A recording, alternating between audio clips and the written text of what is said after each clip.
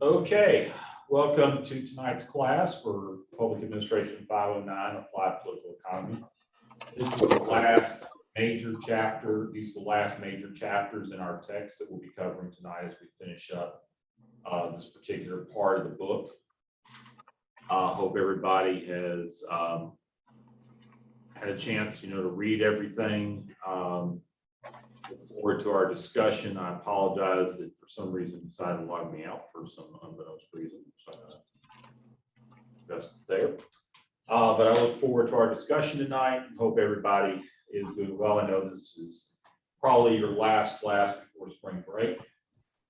So y'all probably want me to finish this up as quickly as possible. So we are going to have a good discussion tonight. And what I want to do to start off with is actually kind of go back a little bit. One of the things that that really, as you move forward professionally, one of the things to understand is both coordination and commitment. And I would say coordination and even commitment play in what we're seeing right now with respect to the policy challenges that the administration at the federal level is having to deal with oil and gasoline. And it also then leads to another discussion about a concept known as demand destruction.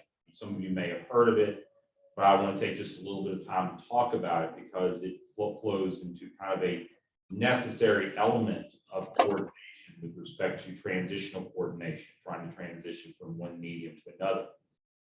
Then we'll get into a discussion of the assigned reading. And given that it's an election year and that many of you are probably political science majors, this was probably some interesting conversation, interesting reading, and definitely took you back a little bit to what you had studied in your undergraduate work, and that we're going to talk about the influence potentially that the public has over elected officials, and also talk in general about institutions, incentives, and power. Then we will review the assignments for week 9, and I'm also going to take a moment just to cover back over the book review assignment, the book memo assignment that I made last week, just to kind of go back over that, because as y'all remember, the main assignment you have, there's 2 assignments you'll have the week after spring break. One is that the Google form, filling out the Google form for lecture and reading assignment 2 is due that Monday of spring break. I can't assign anything during spring break, so I just made it for Monday. My suggestion is to go ahead and get it done before the week or early next week. So that's due Monday the 21st, but the reading assignment, the book memo assignment remains on March 24th. So with respect to coordination, as we learned several weeks back, one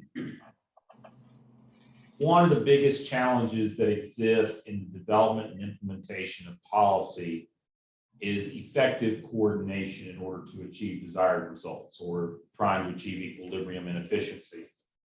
And and particularly in public policy, there's not only the coordination that occurs within government or within multiple levels of government, particularly here in the United States, where we have this fragmented federalist system of American federalism, where there is some degree of autonomy that exists between state and federal, and in many cases between state and local governments, and certainly between federal and local governments.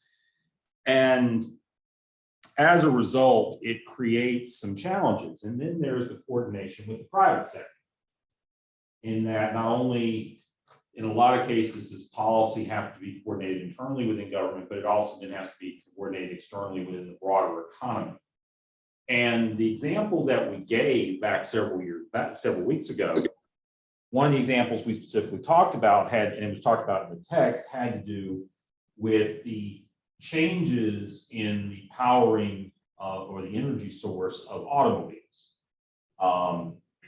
In the book, he used a particular example of, looking at it from a standpoint of hybrids, gas-electric hybrids versus 100% electric vehicles.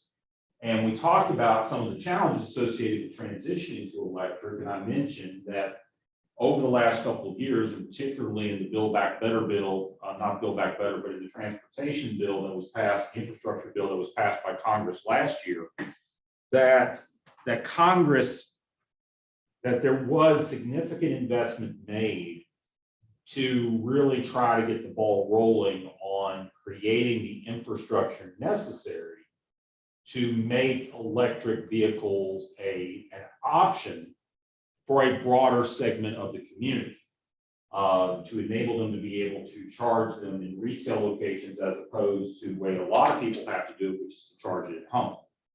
One of the things about an electric vehicle that a lot of people run into, obviously, is where do you charge the vehicle? And while colleges, universities, and some cities like Raleigh are perhaps a little more advanced or have progressed a little bit more with respect to enabling charging, there are a lot of places across the country where charging stations are fairly limited. And this is a challenge. And there's specific money that's provided in this. There's another source of money that North Carolina benefits from the settlement with Volkswagen over their deception regarding diesel engines about 5 or 6 years, 6, 7, 8 years ago, that enabled there to be money available for local governments to start kind of priming the pump, no pun intended, because obviously we're talking about electric, not gas, but try to make the vehicle, try to create some degree of initial supply of charging stations, as well as enable local governments to look at purchasing electric vehicles, whether they be light duty vehicles purchased from that are basically light electric versions of the vehicles that we all know, excuse me, or they be heavier duty vehicles. And the main focus is on buses, intra-city bus service, and trying to move that from its current primary fuel source, which is diesel, over to electric. But then we have this issue now with oil. And the first thing I want to do is bring up this link. And I sent this link out. It's from GasBuddy. GasBuddy, some of y'all probably use GasBuddy to look at gas stations. They also do a very good job of providing some data analysis, general data analysis. And one of the things they do is they look at average prices and they record that on a daily basis based on the information that's provided to them from stations. And as you can see, we had already started to see an increase in 2021. And then due to the way that the markets have responded to the situation in Ukraine involving the Russian invasion of Ukraine and some subsequent policy decisions, both here domestically in terms of our decision with respect to ending the import of Russian oil, and including Europe's response to ending imports, as well as other countries, you can see that the prices have shot up considerably to a level that we have not seen before. Just to go back, the furthest I can take this back is 10 years. And you can see that prior to 10 years ago, we weren't that far off compared to where we are now. This was when we started seeing an economic recovery following the Great Recession of 2008, 2009. Prior to this, the highest levels that we had seen was in the aftermath of Hurricane Katrina in 2005, when we saw a significant amount of our oil recovery, as well as our oil refinement capacity in the Gulf area, basically put offline for several months due to the storm itself. And as you can see, for the last several years, for the last 7 years, prices have remained below $3 a gallon, both in the state, both here in North Carolina and nationwide.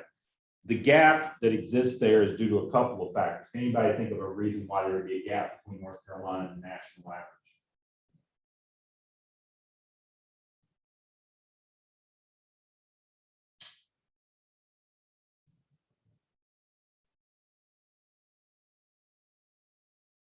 Maybe there's like stricter regulations in other states that raise prices. Certainly regulatory was probably the most common regulatory or legal issue that would affect price within a state on the retail front. Like fuel efficiency standards, like quality standards? Well, it's more about, in some cases, it's about particular chemical treatments. For example, on the West Coast, because of air quality requirements, they actually have to reformulate the gasoline to meet certain emission standards. But the biggest difference, and there's other factors, including accessibility to refinement, we have to remember that the thing to remember when it comes to gasoline or any kind of petroleum-based product is that one, there's the transport from extraction to refinement, and then there's the transportation and delivery from refinement to use. So, for example, oil in Alaska, even though Alaska produces a good amount of Alaska produces a lot of oil. It extracts a lot of oil, but they don't necessarily refine a lot of gasoline. Most of the oil from Alaska is actually shipped out of Alaska and taken to the West Coast, where it's to the Western Pacific of the continental United States, where it's refined on the West Coast.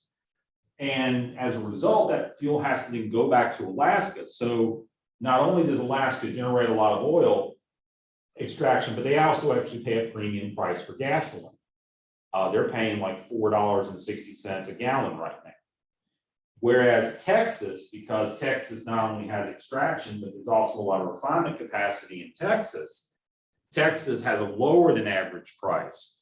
But the biggest factor is taxes, because each state has, first of all, there's a national gasoline tax, which goes to cover transportation improvements that are funded at the federal level.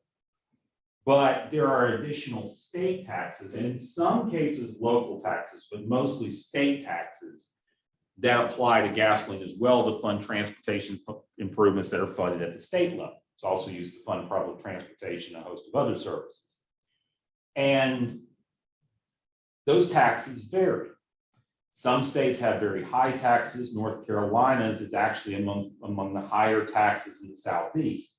It used to be that North Carolina's gasoline tax was actually indexed based on the price of gasoline. So every 6 months, that tax rate would be adjusted. That tax amount per gallon would be adjusted based on what the price had been for the previous 6 months, which meant that as the price of gasoline went up, the tax went up. Lawmakers in 2011, I believe, actually changed that to just make it a flat rate. I think it's 35 cents a gallon, if I remember correctly. I could be wrong, maybe lower than that. And so that's the way it is. But our neighboring states, Virginia, Tennessee, South Carolina, all have lower state tax rates. There's also, of course, petroleum refinement, I believe, in the vicinity of Charleston. So when you go to North, that's why when you drive down I-95 to South Carolina, most of the time, not right now as much, but most of the time, gas is significantly cheaper, 20, 30 cents a gallon cheaper down in South Carolina compared to where it is in North Carolina. So that explains the gap. But as you can see, in the last year, we've seen a significant increase. Now, that increase was to be expected because we also know that COVID had a significant impact on oil and gas consumption back in 2020. You can see that gas prices dropped significantly in the early part of 2020 when COVID first hit and lockdowns were in effect. When it came to the oil markets, there were actually situations where those who held oil contracts for future delivery actually didn't need the oil. And they were stuck in situations where they didn't know what to do with it. And actually, they had to pay people to take their oil contracts. So oil actually during the initial response to COVID, actually was selling at a negative price on the spot market because demand was so incredibly low because nobody was using it because nobody was driving. That's not the case now. So you have a situation where we have recovered for the most part. There's still some areas where that recovery hasn't happened. But generally speaking, based on what I saw on the interstates driving here today, commuting is back up. Most people are going back to work in their physical locations, at least on a couple of days a week. And as such, gasoline usage is going up, which means prices were going to rebound. We kind of expected that. Both oil prices and gasoline prices were going to rebound.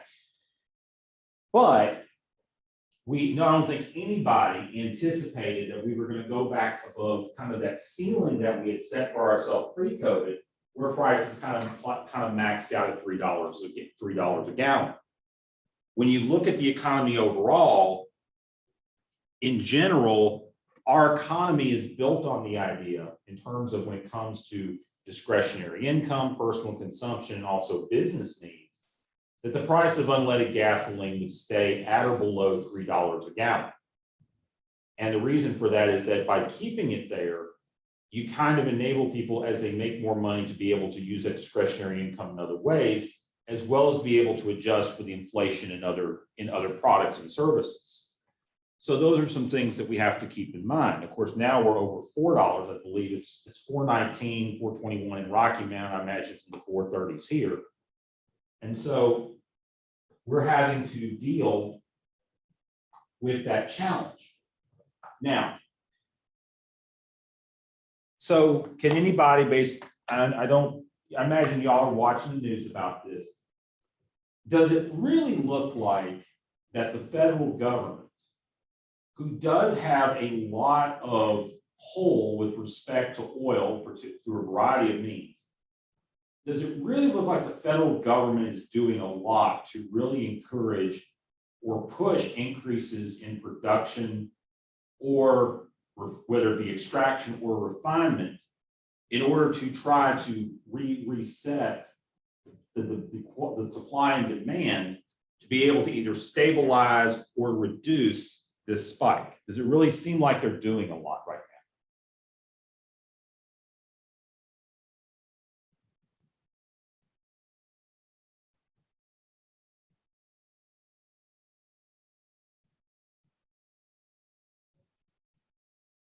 Anybody want to chime in online?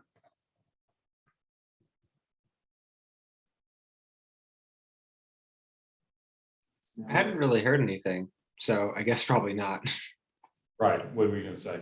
I'm not sure if this is correct, but I heard on the news the other day that Biden was trying to talk to the crown prince of like Saudi Arabia about that kind of stuff, and then he didn't answer his call, and he was basically ducking calls in the White House. So I don't know. I mean, it seems like they're trying to just kicking the can down the road. They're not putting out a full court press. Internationally, they're trying to help address global supply pressures, because even though we get a small percentage of our oil from Russia, Europe is heavily dependent on Russian oil.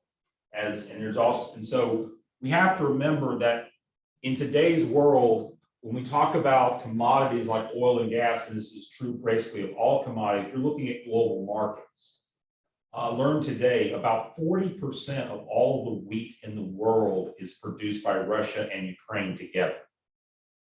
Now, that may not necessarily mean that wheat is coming to the United States. It's not, but that wheat's going to Europe. If the price of wheat goes up in Europe, then it makes it more advantageous for American wheat distributors and farmers to export their wheat to the rest of the world, which raises prices here. And so when it comes to oil, we also have that issue. And so what the Biden administration has done, because they're looking at this from a global perspective, is they've said we need to find ways to generally increase global supply. So they talked to the Venezuelans, which have some of the largest oil reserves in the world. They don't do a very good job of working with those reserves, because their oil industry is pretty much been decimated due to the dictatorial regime in Venezuela. They talked to the Saudis. They got a better response from the UAE, which is interesting because the United Arab Emirates doesn't have a lot of oil, but they have a very good relationship with all the rest of the Middle Eastern countries. And so they were able to, the United Arab Emirates has basically said, we're going to encourage OPEC, which is the cartel mostly of Middle Eastern countries, but also some other countries around the world, that was established to kind of create this oligarchy that tries to control the oil market to the best of its ability. to enable it to maximize price, so because they realize that there's only so much oil in the ground within their borders. And then there's also the talk that we're looking at trying to improve relations with Iran so that their oil can come back to market, because Iran is a major oil, has the potential to be a major oil exporting nation. Now, this doesn't necessarily mean that the United States is going to be importing oil from these countries, but what it means is that other countries can import that oil, which overall helps global demand, which overall helps domestic prices. That's the idea. You were going to say something. Yeah, I was just gonna say that, in my opinion, I think this would be a great time for our elected officials to focus more on renewable energies, and I think this has exposed a lot of weaknesses in obviously oil production, not to mention the fact that this is unsustainable in terms of, I don't know if the stat's correct, but like oil probably won't last another 50 years, maybe. I don't know if we can even sustain it that long, but I did the math. So that would take us to the next thing I will show in just a second. But it is true. At some point, maybe not in my lifetime, maybe not in your lifetime, but at some point you run out of oil. Oil is not an infinite resource. And there are those who look at the whole necessity is the mother of invention argument when it comes to the development of technology, where they will say, like, for example, before we had petroleum, where did we get oil? Because oil existed before we started extracting petroleum. So where did we get it? Yep, whale blubber. Yep, whale oil. Well, we would have we decimated a lot of the whale population to be able to do that, but that was the way we got oil, was from whale blubber. And so the reality is that then petroleum came along, which was a lot easier to deal with, and it didn't kill all the whales. So, and also think about when it comes to oil is that oil comes in a variety of levels and resources. Not everything's the same. But also there's, yes, correct. There was an OPEC production cut in May of 2020, and basically we're trying to reverse that cut right now, which contributed. And OPEC did not increase production after that cut significantly. Thank you for pointing that out. They were trying to do it to help prop the market during the decline due to COVID. But the reality is that this gets kind of to your point, in that if the goal is to encourage transition, then the idea is to avoid having some kind of situation occur which could destabilize coordination. This gets back to the other issue of commitment problems. So what's happening is you have a lot of different parties, including the government, but also many corporations that are putting a tremendous amount of money into the idea of electrification. Now, that electrification, in terms of not dealing with oil, because of tremendous, even though we don't get a lot from, there's not as much oil produced energy here in the United States. It's most in terms of electricity. There's other fossil fuels used, coal being one, natural gas, nuclear, which is technically a fossil fuel, but a different kind of fossil fuel, that are used to produce electricity here, along with some renewables like hydroelectricity, solar, and wind, and geothermal. Those are far less significant in terms of share. But the idea of trying to transition, for this to work long term, to the transition to electricity for vehicle use in the mass market, not just be something specialized that happens now, is that we need to not only have electric vehicles, but we also have to have the means of producing electricity that are predominantly renewable.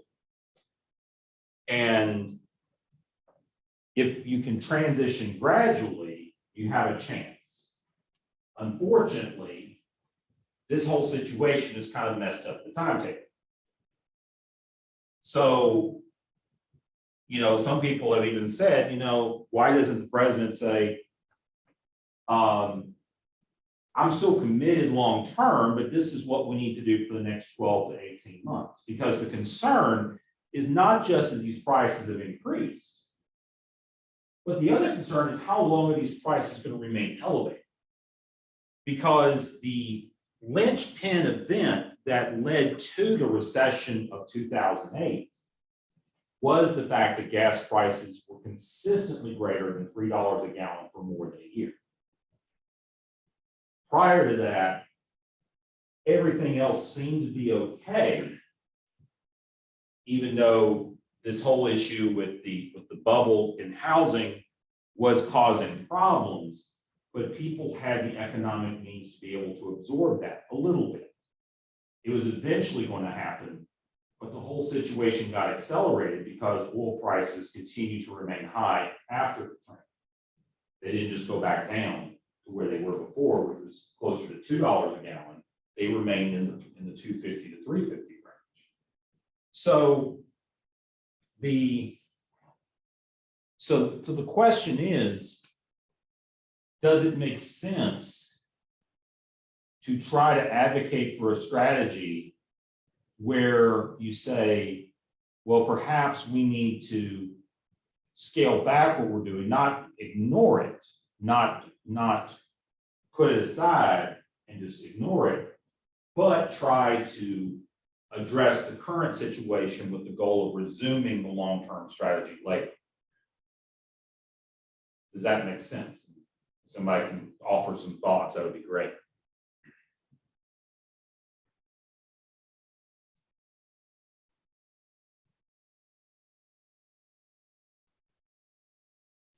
Dr. Hunter, question. So if a lot of this stuff kind of revolves around like oil producing countries, particular Russia, Ukraine, why does the price go down so precipitously around the time of the Crimea annexation in 2014? Very good question. I think that there may have been an OPEC increase at that point. Also, the other thought at that time could have been that by the extension to Crimea, it would give the Russians the ability to then access the oil in the Black Sea. So go back a little further, but those are initial thoughts, but it's an excellent point to bring up. As you can see, there's a massive drop off in price in 2014. So the Russians entered the international oil market in large scale in the 1990s. After the fall of communism, the first thing that the Russians saw is, hey, we got a ton of oil and a ton of natural gas. We got that. We also got uranium, but but they have a lot of oil and they got a lot of natural gas. And so they went on so they got the investment and they started a massive push to export this product. And it actually led in the late 90s and early 2000s to an international oil glut. So and the way I saw it was that back then, and this was only about 22, 23 years ago, when I was an undergrad, when I was a graduate student, I was able to buy gas for less than $1 a gallon. And there was one gas station right outside of Elberton where I worked for grad school as an intern where I could buy it for 80 cents a gallon most days. So you had this massive influx of Russian oil into the global market, and it cratered oil prices. And what was happening is that they were just trying to get it out there because they were trying to get as much cash as possible. There was a lot of corruption. There was a lot of perceived corruption in the Russian government. This is, of course, during the Yeltsin era, where Yeltsin did a very good job in terms of bringing about being the figurehead of an effort to end communism in the Soviet Union, the former Soviet Union. But as a leader himself, he was not very effective. And he basically let the foxes get control of the hen house. It led to a tremendous amount of issues, which eventually led to his downfall, or I think the downfall of his successor, to a former KGB agent by the name of Vladimir Putin, who took it all over, went through a house cleaning with respect to some of these Russian billionaires of the time, and then basically created a cabal type system where he was able to kind of be able to structure everything to the benefit of a select few, including himself, and then of course proceed to try to rebuild Russia in an image similar to what they had in the Soviet Union, just without the communism. But so that was part of it. But interestingly enough, and I read this yesterday, when the Russians started to export oil, refineries all around the world, including in the United States, saw this, made investment decisions that they're still paying on to modify their refineries to take in this Russian oil, because the Russian oil is actually of a lower grade than oil in the United States. It's cheaper than US oil.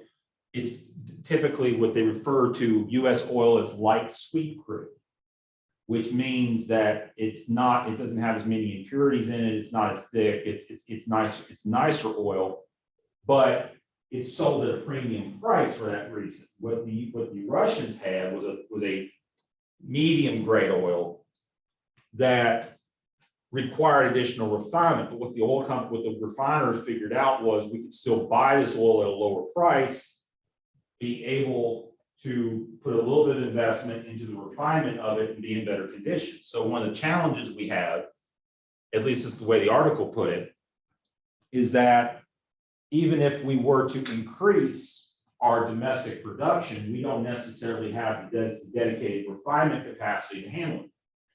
Because oil is just like any other commodity. It's only worth what you can use it for. I can have all, like I talked about from 2020, you can have all the oil that's sitting there. If nobody needs it or wants it, it's not worth anything. Like if any of y'all have fidget spinners you're trying to sell, they're probably not, they're going down to the pocket packs. But the reality is that's kind of the situation. When it comes to production, because this has been brought up, you can see from this chart here that we have seen significant crude production increases, where, as mentioned in the text, in the chat, we achieved our highest levels of production in late 2019. Late 2019, we got close to producing domestically almost 13 million barrels of oil a day. Now, we use more than that. But as pointed out in the text, we were actually in a position, when you look combined at our oil and natural gas, we actually were exporting more than we were importing. We were in a net exporter position, which we hadn't achieved in a very long time. Then COVID happened, and of course, production dropped off significantly, dropped down to the low of less than 10 million barrels a day, which is understandable. So we now have this issue of trying to resume production capacity. And at the end of last year, this information is delayed, but at the end of December, we still had only gotten back up to about 11.6 billion barrels a day. So there's still, there's probably, not saying that there is, but there is probably still excess production capacity that's not been brought back online. Now, when these numbers come in for January, February, and March, we'll see if the numbers start to increase. And then the question is, if they are increasing, well, that's great. That's where they need to be. And maybe they need to go, maybe we need to exceed previous records in production. If they don't increase, the question becomes why? And so we're dealing with this type of situation. We're dealing with a very difficult situation. And the end result, of course, is what it's doing with respect to inflation. I'm going to shrink this a little bit because I want the people in the classroom to see it. So today, inflation numbers came out for February. The national number that people are focusing on is the fact that inflation increased 7.9% year over year. So prices overall for consumers are up almost 8% compared to where they were this time last year. And that's the most significant level of inflation that we've seen in over 40 years. What you will notice, however, when you look at these numbers, and I encourage you to look at it, that's why I sent out the link, is that inflation kind of has a variable quality to it. First of all, it depends on what you buy. And it also depends on where you buy it. For example, in the South, because they do regional analysis, they also do it for metropolitan areas, but you'll notice, like, for example, the Baltimore area actually saw its inflation go up 9.3%. Trying to figure out exactly why that is, but there's probably some factors in Baltimore, including housing, that are more significant an issue than they are nationwide. What you'll also notice is their food and beverage inflation was up 10%, where nationwide was only 7.6. Only, I shouldn't say only, that's still a significant increase. In the South, which we are in, it went up 8.4%. Now, something else that the federal statisticians and economists do is they actually look at it from two different perspectives. They have one that's for all urban consumers. So this is of all economic levels brought together. They have another one that looks at it from the perspective of wage earners and clerical workers. So these are people that are more than likely living paycheck to paycheck. This is the majority of the populations in most urban areas, and especially in rural areas. And what they found is that if you happen to be nationwide, that population actually saw their inflation go up 8.6% nationwide and over 9% in the South. And it's likely due to the impact of inflation in housing and other particular sectors. I imagine, how many of you have had, I imagine for most of you, since most of you rent, you pay rent. How many of y'all have already been notified that you're going to have a rent increase coming up with your next lease?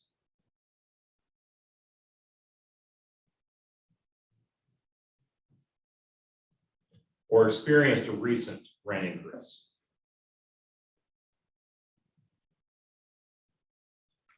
I did, How much? by 150 a month. What percentage is that about? Honestly, I have I don't know. Okay, that's fine. But what a lot of people, particularly people in lower and middle income housing, are finding is that their rents are being increased by 20%. So this is a significant issue that we're dealing with. Holly, was there anything you wanted to add in that area?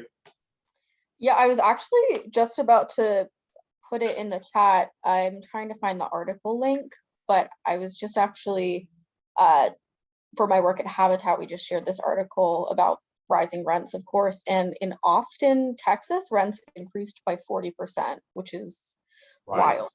So I'll find that a link. It's a really good article. I'll put it in the chat.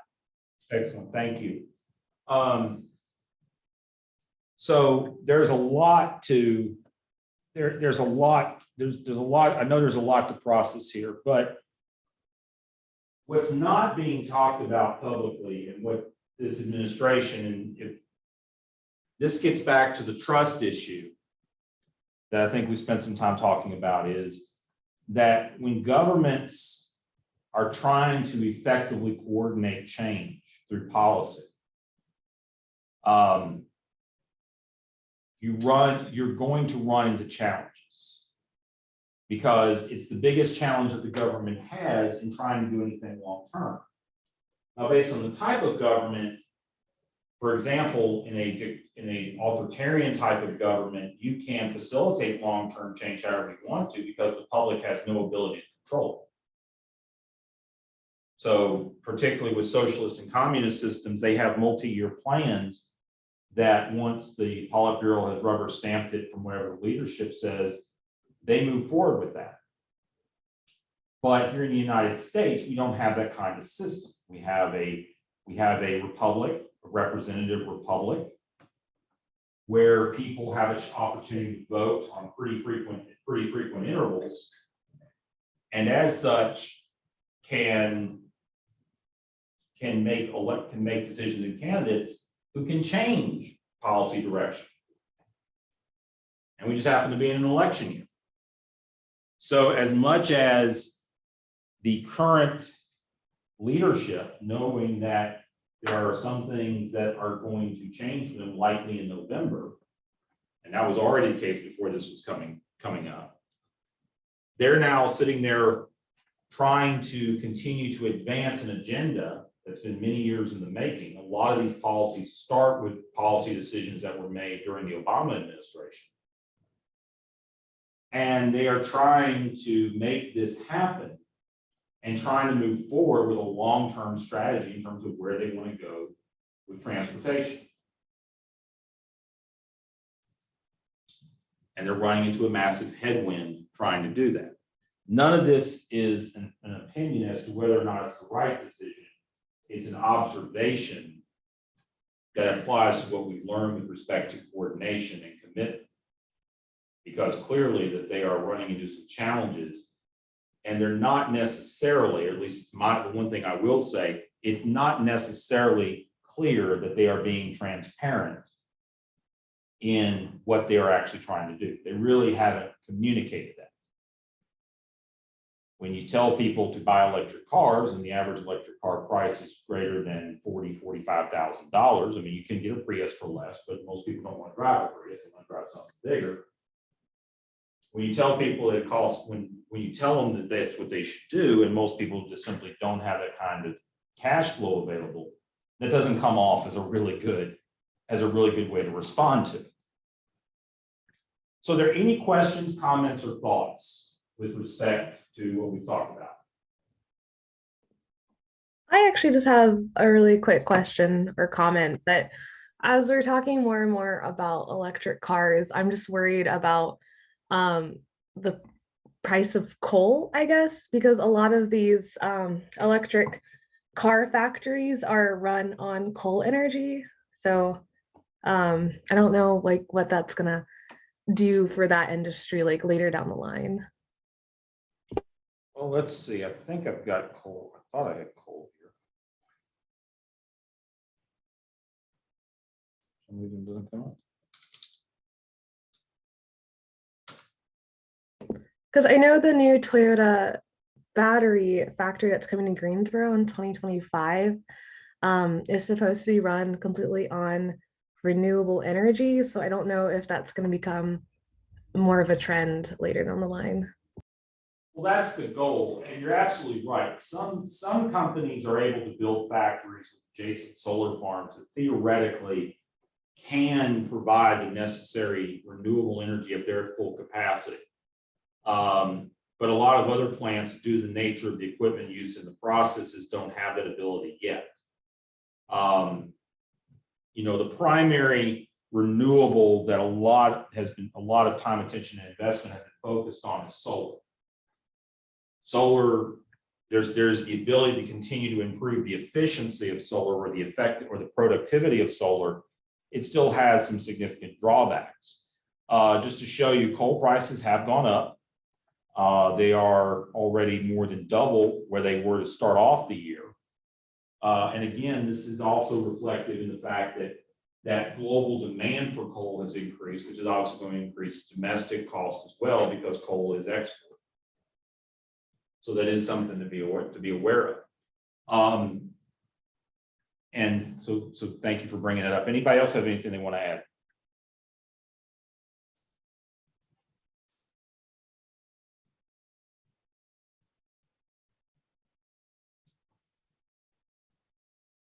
Okay. Give me 1 second. So, Chapter 10 talks about the influence over elected officials and how it influences public policy. It starts off by talking about what James Madison wrote about in the Federalist, about this idealistic concept of an elected official and of our American electoral process. We live in a world where that seems like it's a very good idea, but we live in a world where we tend to be very skeptical about whether or not it's actually in application. And this book kind of starts off by saying, well, what are the challenges? The first one to discuss are particularistic interests. What are those? Someone online give me a definition. What are particularistic interests?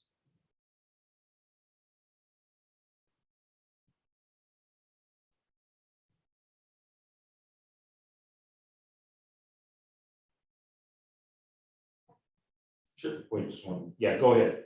I was just gonna say, in the book, it talks about basically when you're trying to make things and policies based on one particular group, but trying to guide things instead of thinking of the entire group. Just sometimes it results in like inefficient results for everybody because you're trying to do it based on a specific group or a specific result that you're trying to get. Right, and most common, so as you said, particularistic is where you're really focusing on a particular group. So when we look at particularistic interest in America, how do we typically define those? What's the most common identity that we use with respect to particularistic interest? Liberal and conservative. Liberal and conservative, or Democrat and Republican? Bree, that's true. Bree's answer is true as well. We typically, in this country, we pretty much have a two-party binary system, even though there is some overlap. And generally speaking, in today's modern politics, you have two sides that argue alternatives where they try to identify differences in those alternatives. And those alternatives in policy are supposed to be guided, at least this is what they think, are supposed to be guided by underlying philosophical differences or underlying philosophical beliefs. Republicans, conservatives have a much more conservative view of what government should do, and generally speaking, a much more embrace the principles of individual liberty from the standpoint of free markets and other activities. Most of it's economic, whereas liberals tend to see that or Democrats, because liberal kind of people look at Democrat in different ways, but Democrats typically see that the government should have more power, and that while individual liberty is a good thing, that there is a need for government to intervene to try to minimize interference or other inhibitions. The challenge being is that because of this difference in ideologies that leads to differences in policy, there tends to be a reality where there is a lack of compromise or a lack of truly developing solutions in policy that are necessarily the most efficient or effective. Karen, did you want to say something? No, I'm sorry, it got answered. I was going to say political parties. Okay, good. Okay. So parties are how we do this. And so what oftentimes comes up, and this is the challenge a lot of times that people who really delve into this stuff and try to look for good solutions, is they're usually left out of the room. And I'll use the example of the budget deficit and the national debt. Ideally, the goal should be to make sure that deficits remain less at the federal level than the amount of GDP that the level of the federal deficit is less as a percentage of the total budget than the amount of gross domestic product growth that you have in a given year. So if GDP grows, say by 4%, you could handle a federal budget deficit of 3%. And the reason why is because by doing it, while you're still increasing debt, what you're doing is you're hopefully reducing the debt, the size of the debt compared to the overall size of the economy. Because once our national debt gets beyond the size of the economy, and it's there now, then the challenge becomes how will, there's a concern about how changes in the economy will affect the ability to pay off that debt. The way we're able to pay that debt off now is by artificially deflated interest rates. If that were not to be the case anymore, as was the examples that were shown for earlier in this semester with respect to Italy and Greece, that could cause a serious problem. And so ideally, the ideal policy, the most efficient policy would be to try to have a budgetary policy that accepts these economic realities and tries to minimize or reduce the deficit in a way that does not create negative externalities with respect to the government's role in the economy or the government's role in people's lives to the least extent possible. Unfortunately, that's not what ever happens. On one side, and again, these are generalizations, so this is not to necessarily say that are always the case with respect to each party, but on the Democrat side, it's usually their focus is on increasing spending for various government programs, mostly to benefit the public directly. The Republicans, on the other hand, tend to focus on reducing taxes, which reduces revenue, which means you have less money coming in there to pay for what the government's already spent. Now, at the end of the day, both parties increased budgets significantly over time. Neither one was really good at keeping budgets controlled. But it becomes, both parties, as a result of using policies or recommending policies and implementing policies that align more with their ideologies, both lead to inefficient results.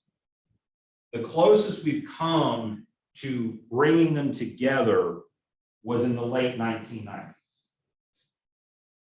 And that was due to the fact that President Clinton had raised taxes early in his term. He had inherited a tax increase from his predecessor, President George H.W. Bush. They had put these taxes in place. The Republicans take over in '94. Clinton agreed to reduce social welfare programs, to reduce the cost of social welfare programs. The internet shot off. It was something that was coming along that changed the economy. And that was the closest that we ever got to actually eliminating budget deficits. Technically, we did, but that was because of the way we calculated it. We were still borrowing money for other purposes. But that was the closest we came to it, and that was the example of actually achieving a compromise situation. Since then, we really haven't been in that position. We also did have the impact of special interest and donations. So somebody give me an example of a special interest group.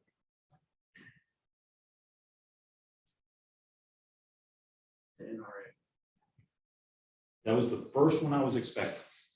Not as powerful, not the easiest one, not as powerful as they used to be, but definitely the National Rifle Association. And how is it that special interest can create negative influence with respect to policy?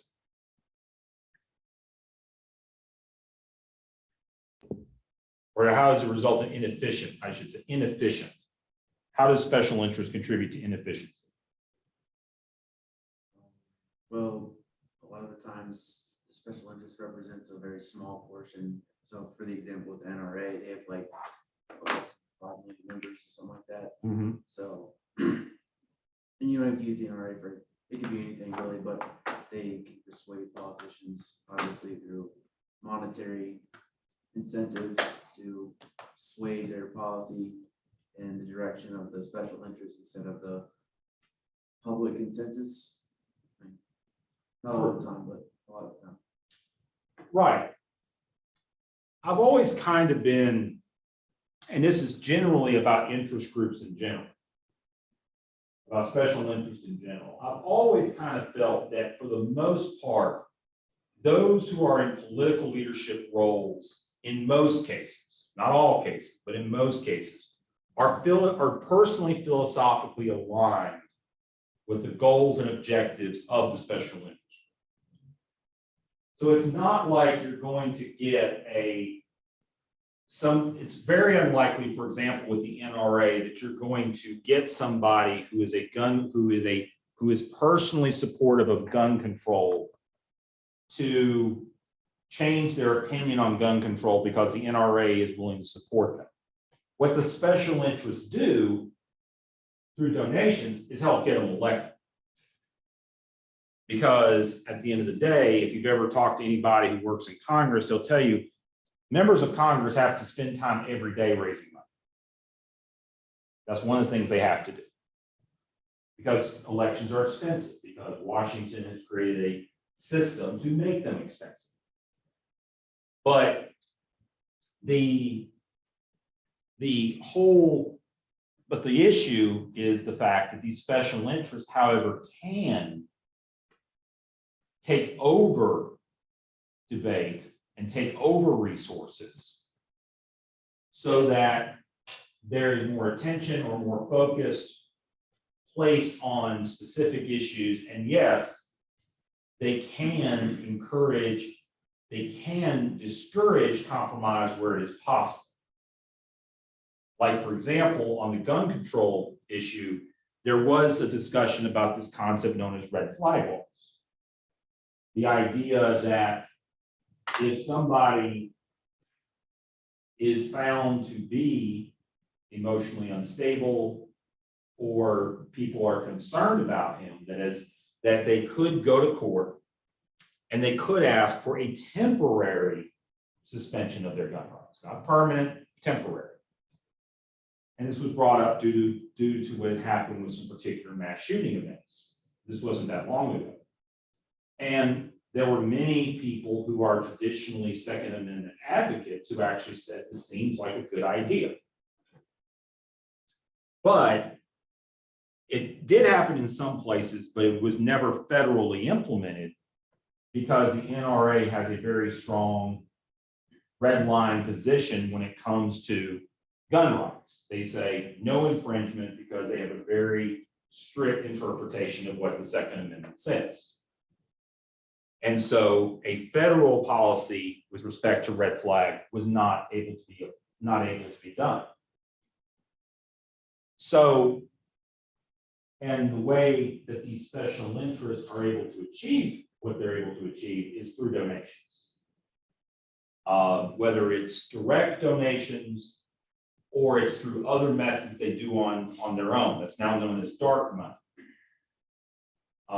This is the operations that they run independently of candidates, and this is kind of a creation of the McCain-Feingold bill, where just like with anything else, when Congress creates a bill that people think it's going to fix something like this, it automatically just creates another way of achieving it that just is a little more intricate and complicated.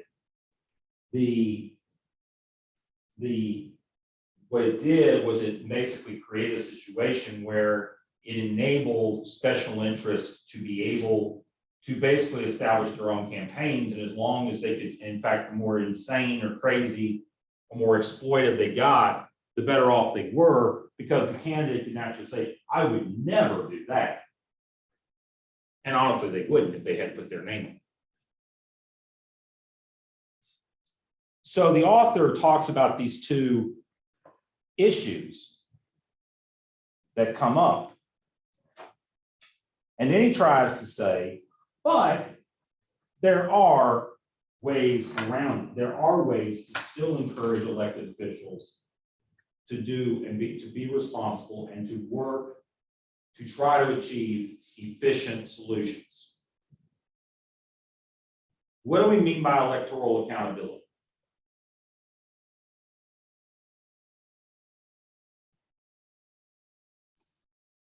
So that's like basically that you're responding to the, if not plurality views, majority views, which are based on like that wider space of interest that he was talking about, as opposed to like smaller particular interests that can sway things. Okay. So you're trying your best through the election process, and this gets back to what we talked about when I showed you the gap that exists between the two sides in that middle group. Because at the end of the day, when people run for office, what they're trying to do is they're trying to capture their base, those that will naturally agree with them, and then they're also trying to influence the majority of those that are in the middle. Now, one of the challenges that we've seen in recent years is that there is a belief based on more recent election results that that middle group has shrunk significantly. Some people don't necessarily believe that. They simply say that it's a misinterpretation. But the reality is that middle group is still traditionally the group that when people run for office, particularly the nominees of each party, that's the group they're trying to appeal to. So that's where the accountability comes in. And it is through this process of electoral selection. But it's not foolproof. What are some hindrances? What are some barriers that can affect the ability for electoral accountability and electoral selection to be effective? What are some barriers that exist? What are some challenges that exist?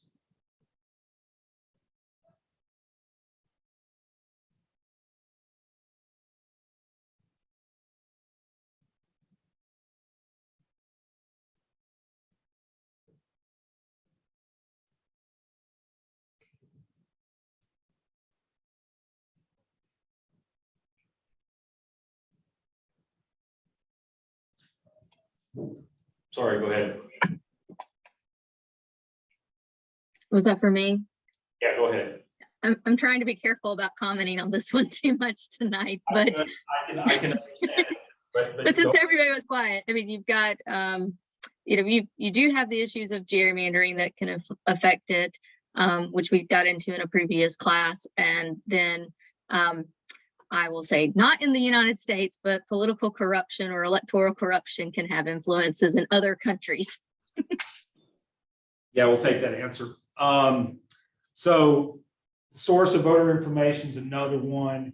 Sticking to one pace, in particular, you risk isolating other groups.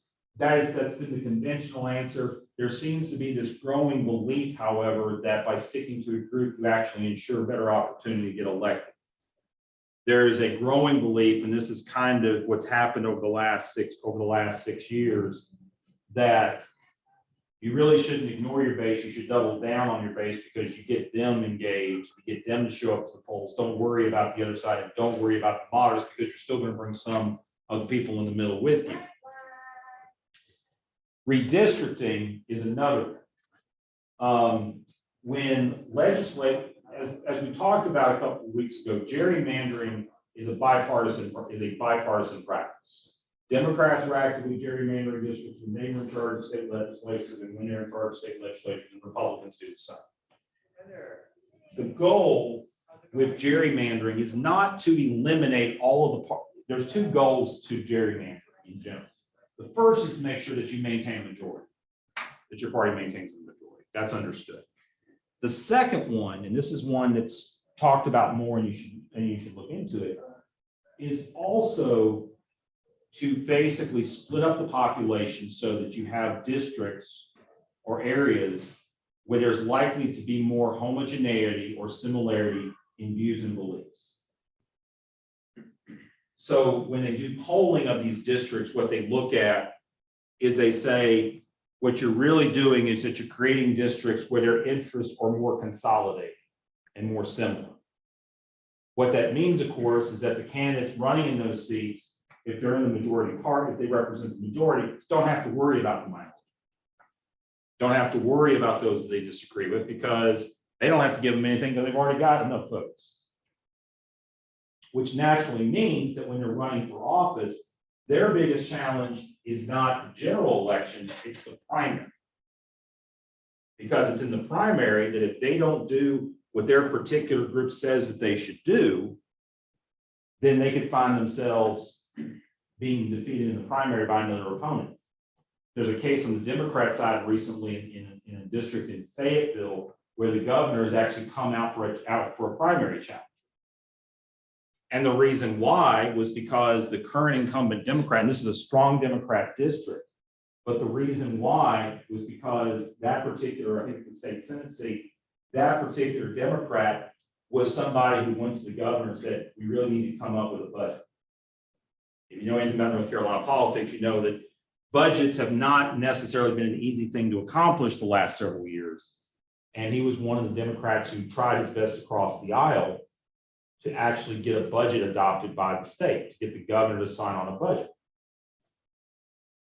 So that's a situation that somebody has to worry about, because if you're an incumbent, you're typically not necessarily concerned about being primaried out or losing in a nominating convention or whatever the case is. You typically feel like your concern is the general, but because of the way that we've redistricted, we've changed the paradigm. Now that's true with state rep, county commission, school board, city council, if you have districts or wards, and of course congressional elections.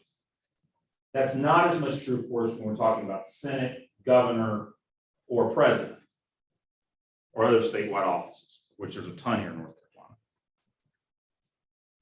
Now, we also try to create other incentives to try to encourage better behavior from our politicians. What are some examples of those incentives that we try to create? So their book gave out a couple. What are some examples that we try to create? Varying magnitudes.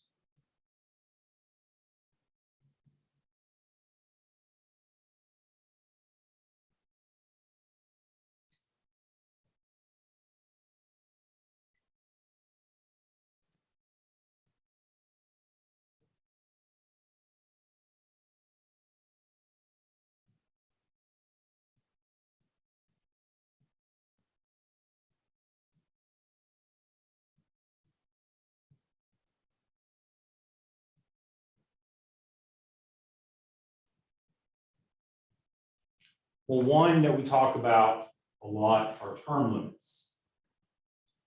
So how would a term limit be an incentive for better behavior? What's the concept behind a term limit being an incentive for better behavior?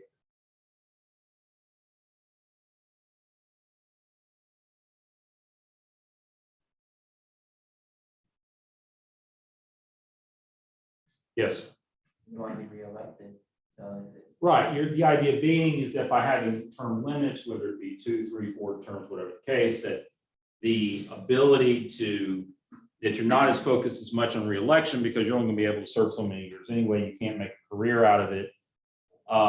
And so you're likely to be less focused on trying to maximize your utility, your personal utility, and or be more interested in trying to actually get stuff done while you're there and be more susceptible to compromise. And also trying to achieve efficient solutions. What's another example?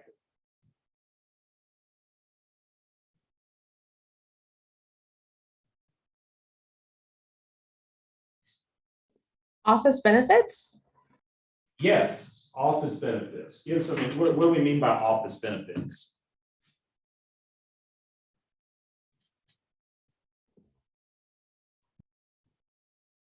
Oh gosh, I can't remember which ones are listed in the reading, but I do remember them talking about office benefits. So I'm assuming like healthcare or like.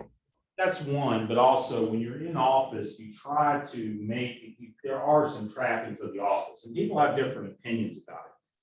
But what you're trying to do is, and Melissa, I'll get to yours here in a second.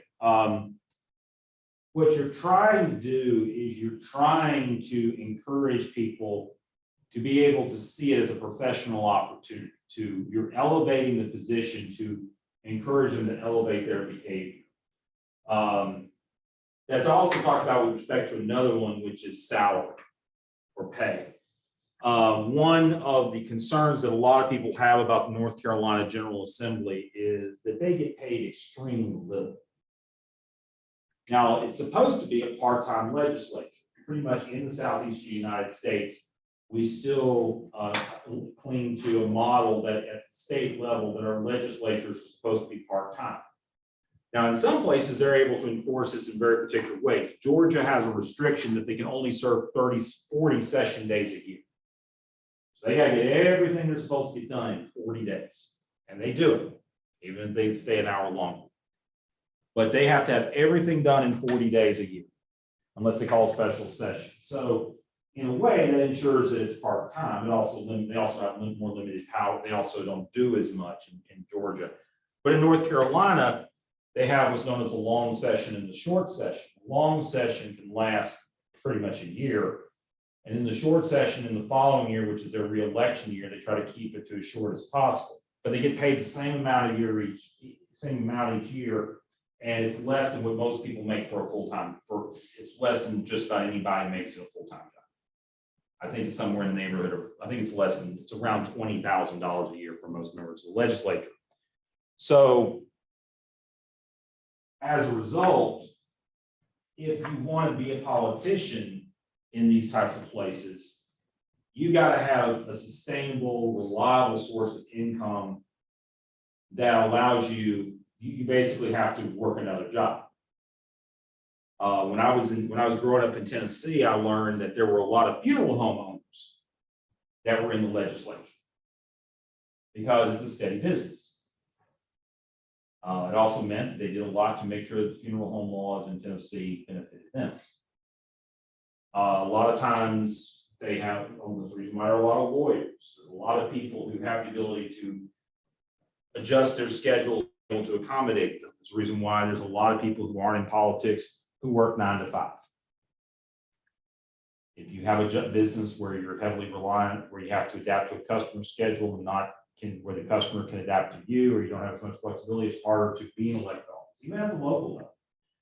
We have a mayor pro tem who has 2 or 3 different jobs, and he does his best, and I give him a lot of credit for it, but he's working 2 or 3 jobs, and he's also trying to be there for council meetings and for everything else. So that is a challenge. So Melissa, what I'd like for you to do is kind of explain your reason for bringing up economic crisis. What were you thinking in that regard?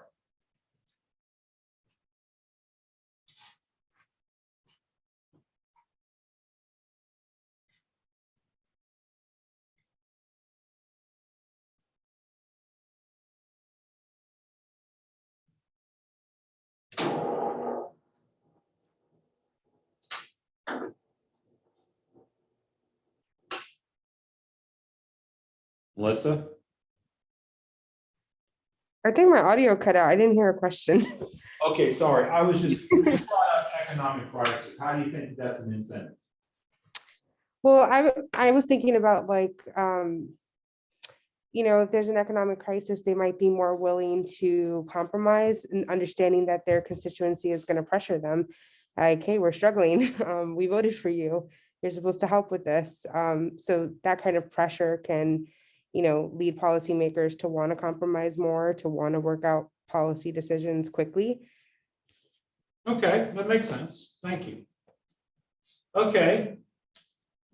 So are there any questions with respect to the information in chapter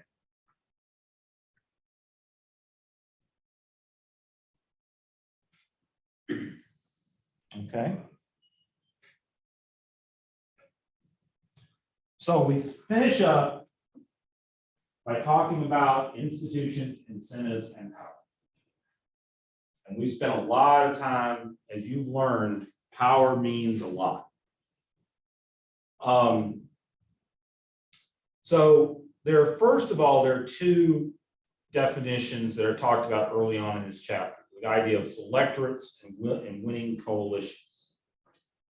So what do we mean by a selectorate? What is a selectorate? The proportion of the population that has some chance of playing a role in the selection of a leader. Right. Those people that are in, that have the position to influence power, or influence who is in power, I should say.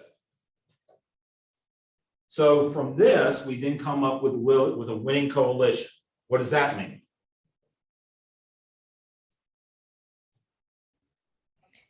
It's the portion of the selectorate that you need to keep the leader in power. Yeah. You have anything you want to add? Okay, sorry about that. That's fun trying to do challenges with hybrid. Yeah. So it is from this, so what this basically says, like, for example, in the United States, I'll use the US as an example. When you're running for office, the first thing that a campaign advisor is going to tell a candidate who has perhaps got a more idealistic or perhaps a more naive understanding of politics is they're going to say, you're not here to please everybody, and you're certainly not here to please those people who can't vote. So naturally, they'll sit there with a report and say, here are your voters for your given area. This is the selector. And of course, that changes based on the office in which group you have. These are the people that are going to decide who the leader is. So not only are those the people who have the right to vote or who are registered, it is also likely those people who have voted in the past and who consistently are those who pick the winning side. They may choose different parties, they may flip-flop candidates, they may do stuff like that, but it's usually they're the ones who run with the winner. They are the winning coalition. And that coalition are going to be comprised potentially of people that are your base as well as those who aren't your base. But that's what consultants do, and that's what they get paid a lot of money to do, is to figure out what that coalition is. And as we talked about in the previous chapter, it of course is possible and likely that the nature of who your selectorate is, and as well as your winning coalition, of course, can lead to challenges when it comes to efficiency, particularly, and even especially whether it be in a legislative role or an executive role. So the chapter spends a lot of time, and it makes sense, spends a lot of time talking about the legacy of colonization. It looks at it from a standpoint of the institutions that were established in those parts of the world, in those countries that were colonized for the most part by Europe. And the example they focus on mostly is the Congo. And it shares this idea of this dichotomy that existed in Leopold, where because of the way in which the Congo existed from his perspective as its ruler, the life experienced by those in the Congo and the type of government that they had in the Congo was dramatically different than the type of government that he had in Belgium. And obviously that led to some tremendously different experiences for those who lived there. It was basically a slave state. Congo is. Further goes into the whole idea that one of the biggest aspects of it, along with the morality of the people who inhabit the nation, the morality of the nations that inhabited these countries, there was also the question of what was the purpose of these colonies? Was the purpose of these colonies to migrate people to them? Or was it simply to fleece resources? And what we find, and there's a chart, let's two charts. One is on page 317, the other one's on page 318. That what we find is, in conclusion, is that the more likely that they actually migrated people to these areas, which was significant with respect to the establishment of the Americas, of the continental Americas, and the establishment of Australia and Canada, where there was significant migration coming into these areas, that there was a likelihood that those institutions would be carried forward to where these countries, these colonies would be run in a manner similar, not exact, but similar to what was established in their home country. Whereas if the idea was not to migrate citizens, but to simply to use it for resource extraction, then they were going to apply the most efficient and unfortunately brutal means of achieving the desired goal. And this chart shows that, because as we've learned throughout the course, starting in the 18th century with the United States and continuing, and especially in the mid-20th century, we saw the end of colonization. And that resulted in these former colonies becoming independent countries. And as we've seen in some parts of the world, Southeast Asia, South America, Africa, that many of these nations have continued to struggle with establishing and maintaining stable governments. And a lot of that has to do with the fact that they did not have institutions that were really similar to their former colonial powers. Some of the worst were the French and the Italians, and the Belgians. The English had kind of a varied track record. Some parts of the world they were better than in others. And that's kind of shown in the charts, because when you look at those that are at the top of the list, it's America, Canada, New Zealand, Australia, Hong Kong, where they basically carried over their forms of government and instituted those forms of government, because those were primarily migration locations.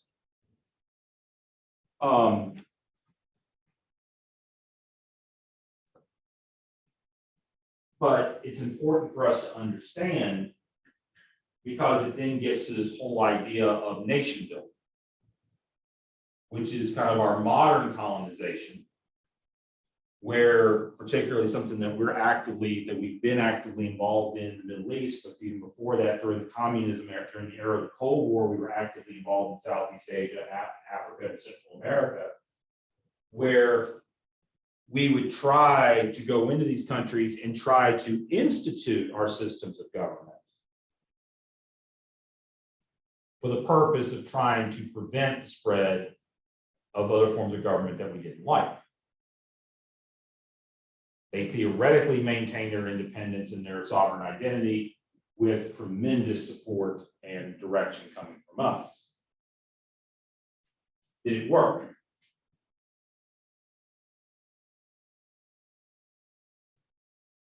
There's only about one nation where it worked, and it's now falling apart, and that was Chile.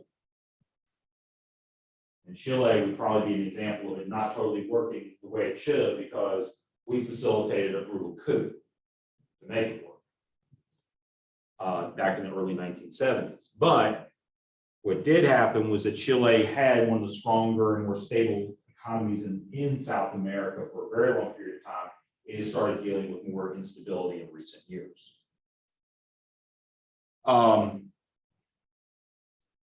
So I bring this up because I wanted to make sure we covered this, because institutional transition and establishing these fundamental institutions is important, but it has to be done in a way that it actually secures adoption, and that they actually achieve an environment that's consistent with why they should be there in the first place. And in the case, the other aspect of nation building was that we would go into these countries, but we weren't planning to migrate to these countries. We weren't trying to migrate to Vietnam or South Korea or Iraq. We just wanted them to be like us.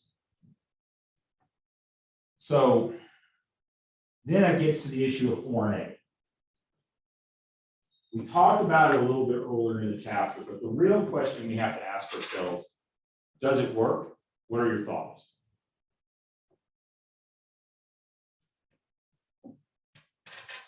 Yes, go ahead.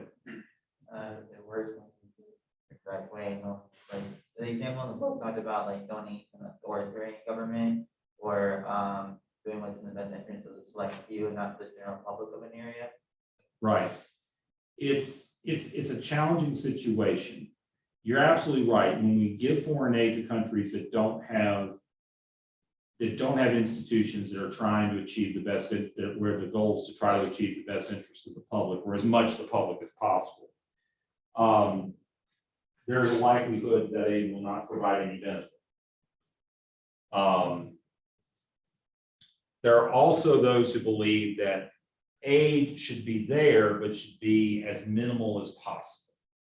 That the idea is not to flood or to provide aid to a level that it actually inhibits potential organic economic production. Like one example is that's been talked about, I read it in a book from somebody about Tom's shoes.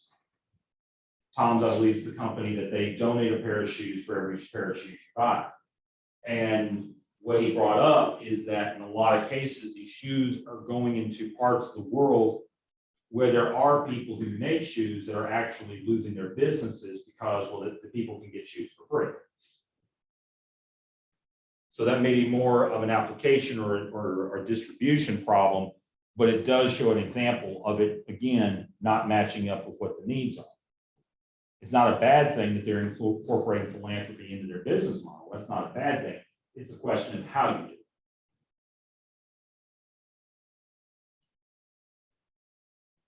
Any other thoughts or questions with respect to chapter 11?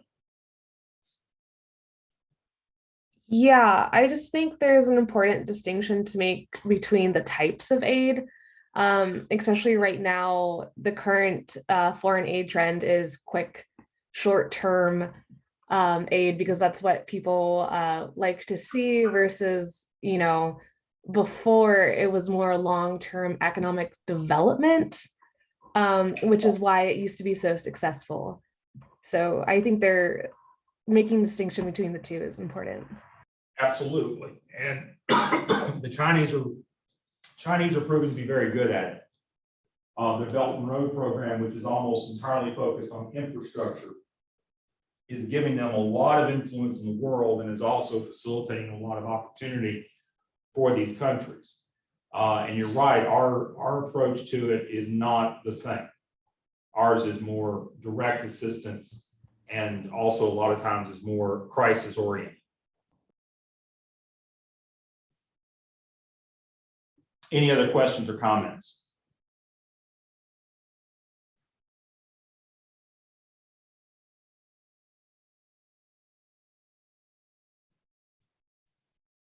Okay, so what I want to do is just provide a reminder about the book summary memo that's due on the 24th.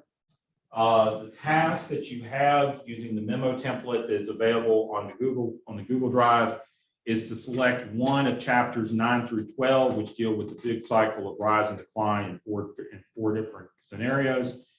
I would like for you to review and summarize the applicable big cycle from the previous chapters, and then identify lessons that are applicable to the current climate.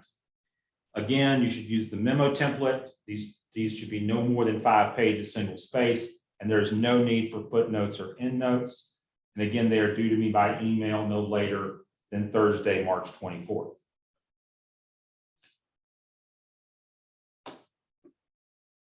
So next week is spring break. So we don't have class next week. So our next class will be March 24th. Again, the book review is due on March 24th by 6 p.m. You just email it to my email address. And then that course reading and lecture assignment 2, you all received the link in a previous email, and the response is due by 6 p.m. Monday, March 21st. Are there any questions?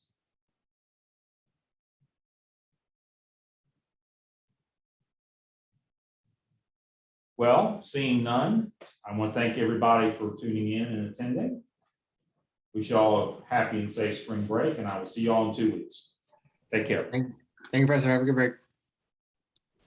Thank you.